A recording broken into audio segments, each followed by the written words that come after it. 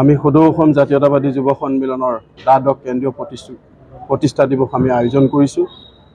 আৰু এই কেন্দ্ৰীয় প্ৰতিষ্ঠা দিৱসত আমি কাৰ্যসূচী সন্নিৱিষ্ট কৰিছোঁ।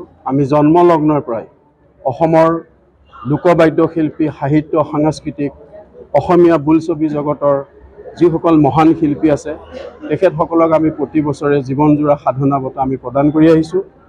এইবেলিও আমাৰ যোৰহাটৰ এগৰাকী লোকশিল্পী, সকলোৱে চিনি পায়, অসমীয়া বিহু গীতত তেখেতৰ ঢোলৰ যি গুমগুমনি, তেখেতৰ গুমগুমনিয়ে আমাৰ জাতীয়তাবাদী চিন্তাধাৰাৰ গীতসমূহে আলোকিত কৰি তোলে। সেইগৰাকী মহান শিল্পী হ'ল দেৱেশ্বৰ শইকীয়াদেৱ।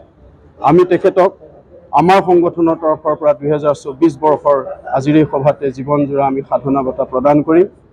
আৰু তাৰ পাছতেই আজিৰ এই সভাত আমি আমাৰ কাৰ্যসূচী সন্নিৱিষ্ট কৰিছোঁ যে অসমৰ সাম্প্ৰতিক পৰিস্থিতি আপোনালোকে সকলোৱে জানে। অসমৰ নিবনুৱা সমস্যা, মূল্যবৃদ্ধি প্ৰমুখ্যে কৰি বানপানী সমস্যা, ৰাষ্ট্ৰীয় সমস্যা আজিলৈকে ঘোষণা নকৰিলে।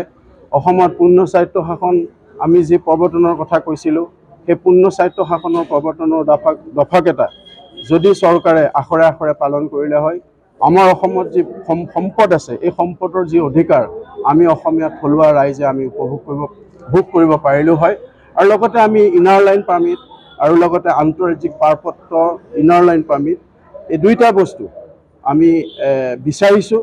আৰু লগতে অসমত আমাৰ যি প্ৰব্ৰজন হৈ আছে, বিদেশীক যি বহিষ্কাৰ কৰা এখন যি সংগ্ৰাম হৈছিল, সেই বিদেশী আজিলৈকে চিনাক্তকৰণ কৰা হোৱা নাই।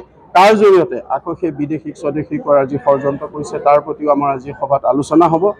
আৰু এই আলোচনাৰ পাছতেই আমি আমাৰ শ্বহীদসকলৰ স্মৃতিত আজি সন্ধিয়া 50 গছি আমি বন্তি প্ৰজ্বলন কৰিম। আৰু আমাৰ বিভিন্ন জিলাৰ প্ৰতিনিধিসকল আহিছে। জীৱনজোৰা সাধনা বঁটা প্ৰদান কৰাৰ উপৰিও আমি প্ৰিয়দৰ্শিনী, যোৰহাটৰ এগৰাকী শিশু শিল্পী, আপোনালোকে জানে আন্তঃৰাষ্ট্ৰীয় মঞ্চত তেওঁ অসমলৈ গৌৰৱ কঢ়িয়াই আনিছে।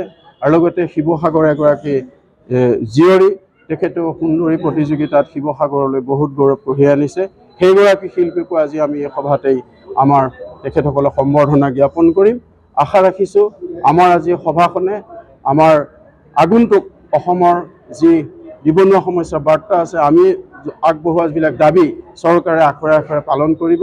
আৰু আমি এই সভাতে দুটা প্ৰস্তাৱ আমি আজি গ্ৰহণ কৰিম যে অনাগত দিনত স্মাৰ্ট মিটাৰৰ যি সমস্যা হৈ আছে, এই স্মাৰ্ট মিটাৰৰ বিৰুদ্ধেও আমি অসমত গোটেই সমগ্ৰ অসমতেই আমি সজাগতা শিবিৰ আমি আনিম।